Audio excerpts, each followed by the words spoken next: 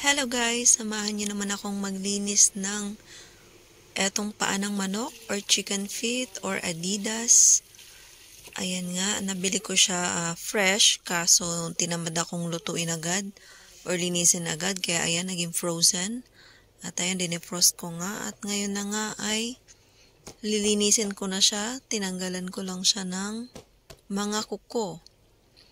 At saka yung mga tatanggalin mo pala dyan guys, yung parang dumi, mga dilaw na balat, yung mga excess na balat niya, tatanggalin nyo yun. Ayun na nga guys, malinis na siya. Nanggalan ko na ng kuko at saka yung mga ibang dumi niya. And then, hiniwa ko pala siya dito. Hiniwaan ko siya dito banda. Para pumasok yung lasa. Yan. Saka para lutong-luto.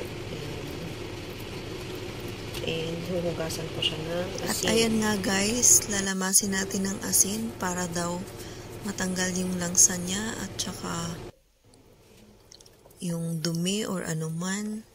Basta, yun ang sabi nila. Sundin na lang natin sa mga mahilig magluto dyan ng paa ng manok. For sure, alam nila yan.